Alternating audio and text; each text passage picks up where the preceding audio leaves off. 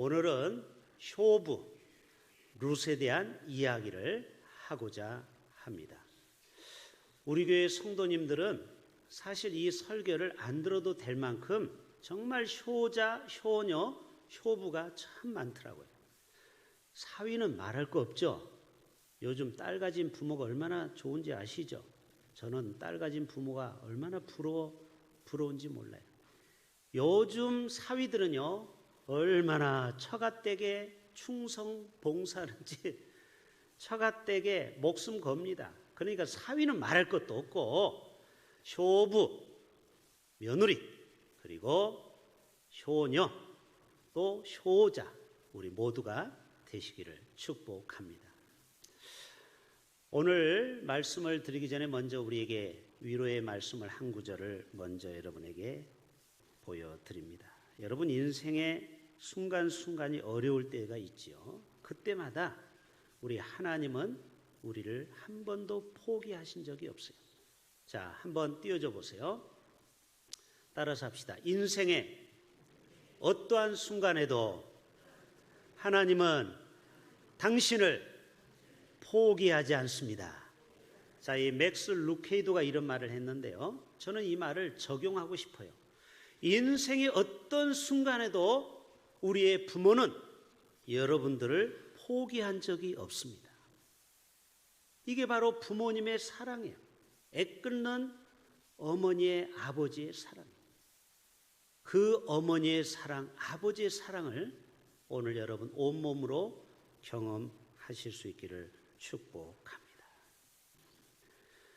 여러분 오늘 룻기서를 보면은 총 4장으로 짧은 장으로 되어 있습니다. 이 주제는 인생의 역전을 우리에게 보여주고 있어요. 혹시 여러분 중에 어려움을 당한 분은 이 룻기서를 읽으면은 굉장히 큰 용기를 얻는 책이 바로 룻기서입니다. 자, 이거를 제가 쉽게 도표로 만들어 왔어요. 보여줘 보세요. 따라서 합시다. 역전의 하나님. 룻기 전체 4장으로 되어 있는 이 책은 비극이 희극으로 끝나는 거예요. 해피엔딩으로. 1장은 고통의 장이에요. 2장은 은혜의 장이에요. 3장은 안식의 장이에요. 4장은 찬송과 승리의 장이에요. 왜 그러냐면 좀 이따 설명하겠지만 이 나오미라는 여자가 엘리멜렉과 결혼을 합니다. 그런데 얼마 후에 엘리멜렉 남편이 죽어버립니다. 과부가 돼요. 그런데 2 아들만 덜렁 남습니다. 말론과 기련이 남죠. 그런데 얼마 후에 이 자녀들이 결혼을 합니다. 며느리를 얻어요. 첫째는 오르바고 둘째는 룻이라는 며느리를 얻습니다. 그런데 행복하게 살아야 되는 이 가정에 갑자기 불행이 찾아왔어요. 아들 둘이 말론과 기련이 죽어버립니다. 이제 남은 가족은 몇 명 남았어요? 나오미 1명, 오르바 1명, 룻 1명, 3명만 남았습니다. 그래서 1장은 고통의 장입니다. 그런데 2장에 가면요, 은혜의 장으로 바뀝니다. 이 룻이 끝까지 시어머니를 따랐어요. 나오미를. 오르바는 시어머니가 어느 날, 야 며느라 이리 와봐라. 너희들 아직 젊어. 이제 새로운 인생을 살아가라. 그러니까 오르바가 듣고 싶은 말을 들은 것처럼 yes sir 하고 떠나가 버렸어요. 근데 룻은 끝까지 어머니 하나님이 나의 하나님이요, 어머니가 죽을 때까지 내가 어머니를 따르겠습니다. 오늘의 주인공 효부 룻을 만나게 됩니다. 근데 그것을 얼마나 시어머니가 감동을 받았겠어요? 여러분 하나님도 위에서 감동을 받은 거예요.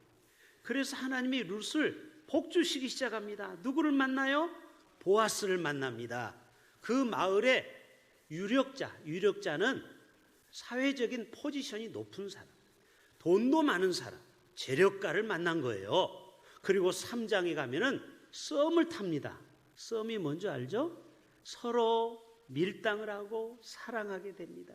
그리고 4장에 드디어 결혼을 합니다. 그래서 4장은 승리의 장이에요.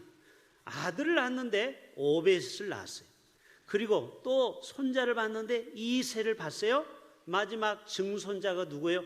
다윗 왕이 나온 거예요. 쉽게 말해서 룻의 가문에 왕이 나온 겁니다. 그리고 16대가 지나갔어요. 낳고 하다가 예수가 룻의 가문에 나옵니다. 이야, 대박이 난 거예요. 이렇게 부모에게 효도하면 하나님이 그 자녀를 복 주신다라는 사실. 할렐루야. 끝. 제 설교 핵심은 끝났어요. 바쁘신 분은 돌아가셔도 되겠습니다. 찰리 채플린이 이런 얘기했어요. 시극 배우죠. 이 사람 콧수염 기르고 지팡이 들고 아주 사람을 재밌게 웃기는 찰리 채플린. 사람은, 인생은 멀리서 보면 시극이다. 그러나 가까이 보면 비극이다. 참 감동의 마음에 와닿는 말이에요. 이분은 시극 배우면서도 인생에 고난이 많았어요. 여러분, 개그맨 중에 다 웃은 것이 겉으로만 웃지 속으로 우는 개그맨도 많은 거 아십니까? 직업상 웃겨야 되기 때문에 웃기는 거예요. 우리는 다른 사람은 다 행복해 보여. 아니, 그럴 때가 있잖아요. 어제도 기장에 롯데월드 가보신 분 있죠? 새로 부산에도 롯데월드가 생겼어요.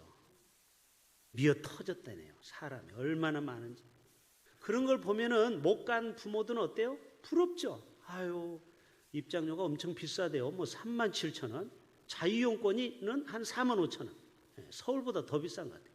아무튼 비슷한가요? 우리는 남이 볼 때는 다 행복하고 기쁠 것 같아. 그러나 여러분, 그 집도 다 기도 제목이 있다라는 거예요.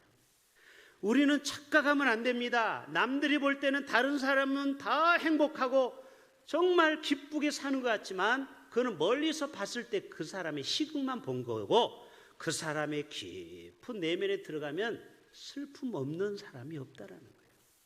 그렇기 때문에 오늘 룻을 통해서 하나님은 실학으로, 기쁨으로 바꿔주는 이 놀라운 기적의 하나님을 만나시고 돌아갈 수 있기를 바랍니다. 효에 대한 얘기를 좀 오늘 합니다. 옛날에 왕이 가끔 마을에 가면은 몰래 자맹을 합니다. 이 마을에 누가 착한지, 누가 악한 사또인지.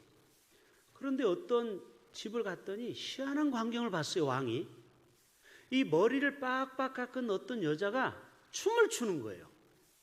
그런데 할아버지 한 사람이 엉엉 울어요. 상상이 갑니까? 도대체 이게 무슨 시츄에이션입니까?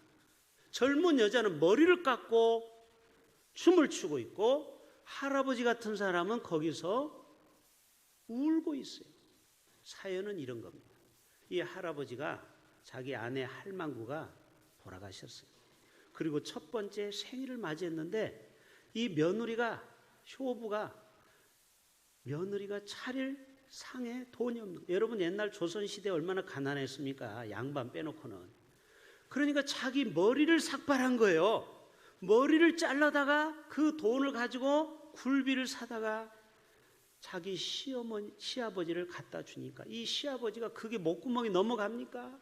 아이고, 우리 며느리가 머리를 자른 돈으로 내가 음식을 먹는, 거기서 울게 된 거예요. 그러니까 이 며느리가 울지 마세요, 제가 춤을 추어드릴게요 하고 춤을 추는 거예요. 상상이 됩니까? 얼마나 아름다운 광경입니까? 왕이 감동을 받고 그 집에 굴량미를 쌀을 내리고 그 집을 좋은 집으로 이사가게 했다라는 거예요. 여러분, 예나 지금이나 효를 다하면요, 위에 어른들도 임금도 감동을 받고 거기에 뭐를 세워줘요? 연료비를 세워주는 것입니다. 효부 기념비를 세워줬다라는 거예요. 실제로 있었던 일인데요, 어느 날 신문에 한 칸에 이런 광고가 나왔습니다. 나이 드신 어머니를 팝니다. 나이 먹은 어머니를 팝니다. 가끔 남편을 팔고 싶을 때도 있죠. 또 자식 새끼가 속썩이면 아들을 팔고 싶을 때는 있는데 늙은 어머니를 팝니다. 한 명도 안 왔어요. 누가 오겠어요? 고생길이 훤한데 늙은 노모를 누가 사갑니까? 그런데 어떤 젊은 부부가 해가 뉘어뉘어 저녁에 이 사로 이 어머니를 찾아 주소를 적은 데서 온 거예요. 문을 삐끄덕 여는데 세상에 집이 완전히 큰 저택입니다. 요즘 말하면 서울 청담동 정도 되는 아주 부유한 집이에요. 아니 이런 집에서 이런 광고를 냈네. 문을 삐그덕 열고 그 할머니 한 분이 당신들 광고 보고 왔습니까? 예. 근데 왜 필요합니까? 늙은 노모가. 저희들은 부모를 일찍 여웠습니다. 저도요, 부모님이 40대에 다 돌아가셔서 어떤 때는 정말 나이 드신 어르신, 우리 장로님들이 저희 어머니 같은 생각을 많이 갖고 있습니다. 그러니까 너무 기특하다고. 그러면은 당신들 옷을 보니까, 남루한 걸 보니까 내가 어떻게 당신들 집에 가겠어? 내 집이 더 좋으니 당신들이 우리 집에 와서 살면 안 되겠어? 땡 잡은 겁니다. 그래가지고 이 가난한 두 부부가 그 부잣집에 가서 어머님을 모시고 재산을 물려받았다라는 거예요. 그런데 만약에 입양할 사람을 구한다 하면은 그 집을 보고 돈 때문에 많은 젊은이들이 아마 찾아왔을 겁니다. 양자 삼으려고 하면. 그런데 늙은 엄마를 팝니다 하니까 가짜는 안 오고 진짜만 왔다라는 거예요. 여러분, 지금도 연로하신 부모님들을 짐수로 하는 시대가 바로 오늘날의 시대 아닙니까? 그런데 인천의 한 교회가 쇼를 어떻게 하면 강조할까 하다가 대학원을 세웠다고 했죠. 인천 성산 쇼대학원 보여줘 보세요. 자, 이게 학교의 홈페이지입니다. 인천에 가면 쇼를 강조하는 쇼대학원이 있습니다. 이 대학교를 누가 세웠느냐? 인천 순복음교회 최성규 목사님 들어보셨을 거예요. 이 교회는 몇만 명 모이는 큰 교회입니다. 이 목사님이 성경을 읽다가 어떻게 하면 우리 후배들에게, 우리 후손들에게 쇼를 좀 강조할까 하다가 학교를 세워버렸어요. 효도학과를 세운 거예요. 그런데 여러분, 이 학교를 졸업하면요, 기업에서 서로 데려가려고 한다는 거예요. 왜요? 인성을 가르쳤기 때문에. 세상의 지식만 배우는 게 아니고 부모에게 효를 강하게 강조하다 보니까 이 대학원을 나오면요, 서로 기업에서 모셔간다는 소문을 듣고 경쟁률이 엄청 셉니다. 그런데 제가 홈페이지를 직접 들어가 봤어요. 제가 설교하려면 확인을 해야 하잖아요. 세상에 홈페이지 초기 화면에 저 글씨 보입니까? 따라서 합시다.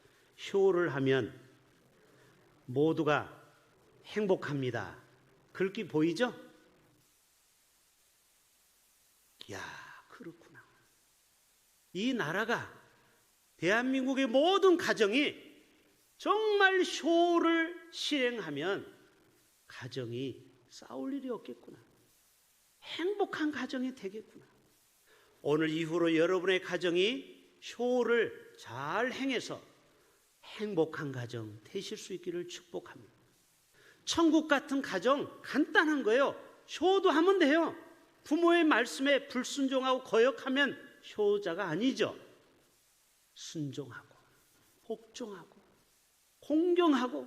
요즘 아이들은 내 부모를 공경하라로 바꿔서 뭐라고 쓴다고요? 내 부모를 공격하라. 자기 성경, 나의 성경 이렇게 써가지고 부모에게 공격하면 안 되는 것이죠. 여러분, 에베소서 6장에서도 바울이 이렇게 고백합니다. 다 같이 시작.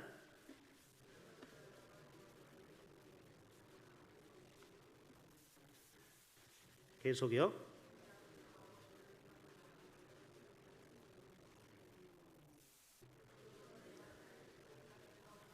자, 2절 띄워줘 보세요. 자, 내 아버지와 어머니를 공경하라. 이것은 약속 있는 첫 계명이에요. 자, 10계명을 한번 봅시다. 자, 1계명부터 4계명은 하나님과 우리와의 관계를 얘기하는 거죠. 내 하나님의 이름을 망령되이 일컬지 말라. 우상을 내 앞에 새기지 말라. 또 4계명은 주의를 거룩히 지켜라. 이거는 하나님과 우리와의 관계죠. 5계명이 파트 2입니다. 내 부모를 공경하라. 살인하지 말라. 간음하지 말라. 도둑질하지 말라. 내 옷의 물건을 탐내지 말라. 그리고 거짓 증거하지 말라. 이거는 인간과 인간과의 관계죠. 이해되십니까? 그래서 10계명은 두 파트로 나눠져 있는 거예요. 그런데 5계명이 10계명 중에 첫 계명이에요. 이해되십니까? 그래서 바울이 그렇게 말한 거예요. 이것은 약속이 있는 첫 계명이다. 근데 중요한 것은 5계명이 무너지면요 6, 7, 8, 9, 10이 무너지는 거예요. 도미노 알죠? 이렇게 블럭을 싹 쌓아놨다가 탁 밀면은 탁탁탁탁 넘어지는 거. 우리 어렸을 때 많이 해봤죠? 잘 생각해 보세요. 교도소, 경찰서에 자주 들락거리는 사람 중에 부모의 말을 잘 들은 사람이 있나 들어보세요. 5계명이 무너지면 살인도 할 수 있고 간음도 할 수 있고 사회의 악이 될 수 있다는 거예요. 제 말이 틀립니까? 맞지요? 5계명이 첫 계명인 거예요. 인간과 인간과의 관계에서는 이 관계가 깨지면은 목회자도 마찬가지죠. 부모를 공경하지 못한 부모는 교회 가서도 자꾸 장로하고 부딪히는 거예요. 그리고 인간관계에서 부딪히는 거예요. 이것이 안 되면은요 세상에 나가서도 사회생활을 잘 못하는 거예요. 이해가 되십니까? 아버지와의 갈등이 많은 사람은 이걸 빨리 풀으셔야 돼요. 아버지와 갈등이 많은 사람은 세상 사회생활에서도 성공을 못하는 겁니다. 여러분 오늘 회개합시다. 혹시 부모가 나에게 상처를 줬다면 용서하셔야 돼요. 5계명이 마음에 딱 이렇게 얹히면은 6, 7, 8, 9, 10이 안 지켜진다니까요. 우리 모두가 억지로라도 부모에게 효도합시다. 할렐루야. 여러분 부모가 때때로 나에게 좀 이성적으로 판단했을 때 부모 말이 안 맞을 때가 있죠. 또 부모가 너무 나쁜 부모도 있습니다. 사실 말 안 해서 그렇지 못된 부모도 있긴 있어요. 그러나 우리가 할 일은 어떤 부모라도 자식된 도리를 하자라는 거예요. 할렐루야. 그러면 하나님이 그 인생을 책임져 주신다라는 거예요.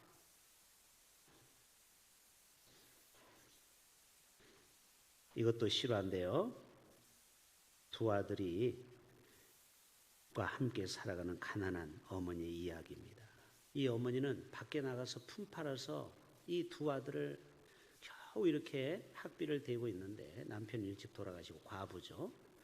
그런데 밖에서 늦게 일을 마치고 돌아왔는데 세상에 동네에 와보니까 어떤 집이 불이 환하게 켜져 있으면서 막 불이 타기 시작한. 혹시 내 집인가 하고 쫓아갔더니 세상에 두 아들이 학교 갔다 와서 밥 먹고 있다가 이게 불이 난 거예요. 거기서 막 아우성을 칩니다. 여러분 모성 본능이라는 게 있죠? 엄마는요 트럭이 와도 아들을 지킵니다. 그런 얘기 가끔 듣죠? 온몸으로 뛰어들어가서 아들 둘을 건져냅니다. 나중에 봤더니 팔, 얼굴, 온몸이 이도 화상을 입었어요. 그리고 오른쪽 다리는 나오면서 큰 불에 화마에 끄슬려서 다리를 절게 됐습니다. 자, 이 어머니가 직장을 나갈 수가 없습니다. 장애를 가졌기 때문에 결국 이 엄마는 뭐를 했냐면 동네에 다니면서 구걸해서 자식을 키웠다라는 거예요. 동냥을 해가지고. 그러니까 여러분 얼마나 이 가정이 비참했습니까? 그런데 여러분 개천의 용이 났습니다.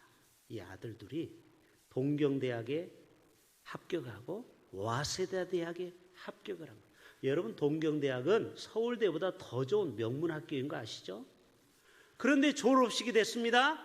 그런데 두 아들이 둘 다 수석으로 졸업했어요. 여러분 수석 졸업하면은 인사를 하게 돼 있어요. 대표로, 졸업생 대표로. 그래서 먼저 첫 번째 아들이 있는 동경대학에 갔는데 세상에 이 수희가 못 들어가게 하는 거예요. 너무 남루한 옷을 입었으니까. 그런데 거기서 막 실갱이 하는데 이 아들이 엄마인 것을 분명히 알긴 알았는데 눈을 돌렸습니다. 외면해버렸어요. 창피해서. 그래서 이 엄마가 너무 상처를 받고 둘째 아들인 와세다 대학에 또 갔습니다.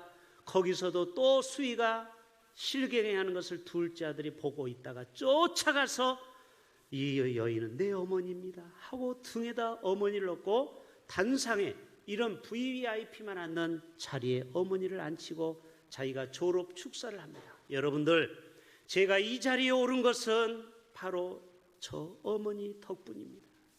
어머니가 저렇게 화상을 입은 것은 저를 불 속에서 건져낸 것입니다.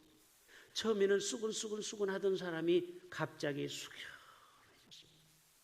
마침 기자가 와서 이것을 사진에 찍어서 신문에 나기 시작했습니다. 언론에 인터뷰가 됐습니다. 세상에, 이 신문을 누가 본 줄 아세요? 일본의 대기업 회장님이 보시고 자기 딸하고 사위가 되어버렸습니다. 그래서 이 아들이 큰 재벌 회사의 2세가 되었고, 자, 첫 번째 나쁜 놈, 나쁜 새끼, 장남 어떻게 됐을까요? 이것도 기사화해서 나갔어요. 세상에 못된 놈 있다. 그래도 자기를 키운 엄마를 모르고 외면해? 그래가지고 취업이 약속된 회사에서도요, 잘랐습니다. 결국 직장에도 못 들어갔어요. 이게 지금 실화입니다. 실화. 여러분, 세상은 우리를 모를 것 같죠? 여러분이 효자인지 세상은 다 안다라는 거예요. 우리 모두가 주님 앞에 이러한 효자, 효녀, 효부가 다 되시기를 축복합니다. 모든 사람은요, 부모의 희생으로 자랍니다. 자, 사진 따라서 합시다. 모든 사람은 누구의 희생으로? 우리는 내가 대단한 인물인 줄을 착각하지 마세요. 사실 부모가 희생해서 내가 이 자리에 있는 것입니다. 쉽게 얘기해 볼까요? 우리도 옷을 사러 홈플에 갑니다. 홈플에 가면은 3층에 엎어져 있는 옷이 있어요. 누워져 있는 옷, 10,000원짜리. 저희 아내는 10,000원 이상 옷을 산 적이 없어요. 그런데 우리 아들은 메이커만 사서 입습니다. 다 그런 건 아니고.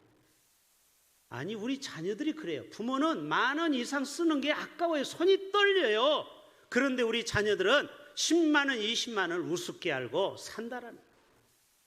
이게 부모의 희생 때문에 우리 자녀들이 지금까지 큰 증거가 아니고 뭐가 있겠습니까?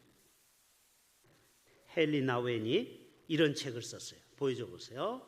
탕자의 귀화.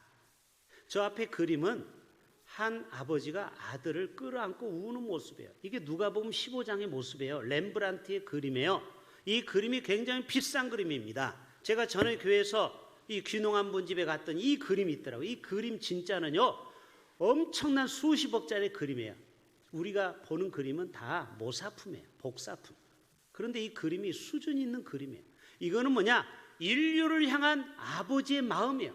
오늘 또 우리는 탕자처럼 세상에 나가서 살아요. 이 나오미도 나중에 모압 땅에 내려간 거예요. 이방의 땅에. 그러다가 남편 죽고 자식 잃었어요. 그리고 나서 정신 차리고 예루살렘으로 올라가는 내용이 오늘의 내용이에요. 오늘 또 하나님은 귀향을 원해요. 여러분, 지금까지 불효자로 살았다면 예고나 혹시 불효자로 살았다면 오늘부터 돌이키세요. 그래서 효자로 사시기를 축복합니다. 우리 모두는 하나님 앞에 불효자로 살 수 있죠. 귀향을 해야 된다라는 거예요. 귀향. 자, 본문 16절 한번 보여줘 보세요. 자, 이 룻이 얼마나 믿음이 대단하냐면 이렇게 고백합니다. 자, 동서는 이미 떠났죠. 그런데 이 룻은 끝까지 어머니를 떠나지 않아요. 내게 어머니를 떠나며 어머니를 따르지 말고 돌아가라 강권하지 마옵소서. 왜냐면 이 젊은 여자가 너무 미래가 캄캄하잖아요. 나 같은 여자 따라봤자 도움이 될 게 없으니까 지금이라도 좋은 남편 만나서 새롭게 시집가라 이 말이죠. 그런데 뭐라고 합니까? 룻이 어머니를 따르지 말라 강권하지 마옵소서. 어머니께서 가시는 것에 나도 가고 어머니께서 머무시는 것에 나도 머물겠나이다. 어머니의 백성이 나의 백성이 되고 어머니의 하나님이 나의 하나님이 되시리니. 자, 이 본문은 잘 보셔야 돼요. 처음에는 이 룻이 하나님을 믿지 않았어요. 그런데 누구 때문에 하나님을 알게 된 거예요?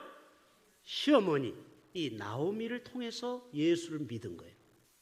우리는 이 룻만 강조하는데 나오미를 또 조명해 봐야 돼요. 도대체 나오미가 어떻게 신앙생활을 잘했기에 이 며느리가 끝까지 시어머니 편에서 살 수 있었을까? 만약에 이 나오미가 못된 시어머니고 그리고 신앙생활 엉터리 개떡같이 했으면 이 룻이 시어머니가 믿는 하나님을 끝까지 믿었겠습니까? 안 믿죠. 돌아갔죠. 그런데 이 요즘 말하면 나오미가 권사 정도 되는 거예요. 이 나오미 권사님이 너무 본이 되는 거예요. 대흥교회 권사님으로서 신앙의 본이 되는 거예요. 그러니까 당신이라면 내가 사실 예수 안 믿은 집에 시집 왔지만 이제부터는 당신 믿는 하나님을 믿겠습니다. 당신의 백성이 나의 백성이요 당신의 어머니가 나의 하나님이 되리리다. 여러분, 효부가 효자도 서로 상대적으로 잘해야 된다라는 거예요. 할렐루야. 며느리만 잘하라고 하면 안 돼요. 시어머니도 잘해야 된다라는 소리예요. 할렐루야. 우리 모두가 서로 잘해야 됩니다. 그럴 때 그 가문이 믿음의 가문이 될 줄로 믿습니다. 여러분, 이런 며느리가 세상에 어디 있을까요? 어머니는 과부요, 자신의 남편은 죽었고, 그런데 자기가 이렇게 목숨 걸고 끝까지 어머니를 봉양하는 효부 며느리가 누가 있겠습니까? 그래서 하나님이 복 주시는 거예요. 그래서 보아스를 만나게 되고 그 가문에 다윗 왕이 나오게 되고 그리고 예수님이 나오게 된 것입니다. 자, 17절 마무리합니다. 17절 시작. 어머니께서 죽으시는 것에서 나도 죽어 거기 묻힐 것이라. 야, 이 룻이 보통 여자가 아니에요. 이제는 끝까지 어머니를 따르겠다라는 거죠. 어머니가 죽는 것에 나도 거기 무덤 옆에 세우겠다라는 거예요. 만일 내가 죽는 일 외에 어머니를 떠나면 어머니께서 내게 천벌을 내리소서. 이야, 아주 화끈한 여자죠. 경상도 여자예요. 경상도 여자. 경상도 사람이 화끈하잖아요. 그렇죠? 여러분, 마지막 말씀드립니다. 우리는 신앙의 유산을 잘 남기셔야 돼요. 여러분, 자녀에게 무엇을 남기시려고 합니까? 그 아파트 몇 평짜리? 땅 얼마? 그것도 믿음 없으면요, 그거 다 팔아가지고 못된 짓 하고 다 낭비해버리더라고요. 그렇죠? 그래서 여러분, 자식한테 재산은 주는 게 아닙니다. 믿음의 유산을 남길 수 있기를 축복합니다. 저희 형제들이 이번에 사형제들이 1박 2일 부산에서 큰형님 이제 부사장으로 올해 은퇴해서 저희가 감사패도 만들어 드리고 꽃다발도 만들어 드리고 형님이 아주 감동받았어요. 저희가 서프라이즈 이벤트를 했거든요. 형님 오시라고 했다가 우리가 갑자기 감사패도 드리고, 여러분 가족끼리도 서로 감사패 드려도 돼요. 감사패 5만 원밖에 안 해요. 그런데 받는 사람은 기분이 얼마나 좋은지 몰라요. 며느리가 너무 잘하면요, 며느리한테 며느리상도 줘보세요. 그러면요, 며느리가 더 잘합니다. 왜 아멘 안 해요? 시아버지들. 이게 지혜예요. 형님이 우리를 키워줬잖아요. 근데 누님이 이런 얘기를 하더라고요. 저는 처음 들었어요. 어머니가 자기한테 마지막 유언을 남겼다는 거예요. 저는 그 유언을 처음 들었어요. 저는 어려가지고 초등학교 4학년 때 5학년 때 돌아가셨어요. 엄마가 딸을 부르더래요. 그래서 딸이 있어야 돼요. 아들 3명 있는데 딸 저희가 3남 1녀니까 누님을 부르더니 귀에 말로, 경호가 내가 이제 아무래도 오래 못 살 것 같다. 네 오빠들과 동생들 잘 부탁한다. 그러면서 뭐라고 하냐면, 내가 늦게 어머니가 예수 믿었거든요. 김수님 집사님이에요. 2년 예수 믿고 돌아가요. 제 기억으로는 2년 정도 예수 믿고 돌아가신 거예요. 내가 믿어보니까 하나님 너무 좋더라. 너희들은 너희 아빠 엄마가 다 안 계시잖아. 너희는 하나님을 의지하고 하나님을 꼭 붙들고 살아야 돼. 그리고 돌아가셨어요. 여러분, 그 유언대로 저희는 다 믿음의 사람을 만났습니다. 지금 저희가 세보니까 32명이에요. 우리 애들도 이제 애들을 둘둘 내면 36명이 되겠죠. 손주까지 3세대가 4명에서 지금은 32명으로 믿음의 3대 가문을 이루게 됐습니다. 할렐루야. 오늘 이 자리에 3대가 와서 예배 드리는 분들 정말 복된 겁니다. 또 앞으로 우리의 가문이 3대, 4대, 1000대까지 믿음의 유업을 남겨주는 복된 가문 되실 수 있기를 주님의 이름으로 축복합니다. 자, 우리 결단 찬양하고 다 같이 자리에서 일어나시겠습니다. 너는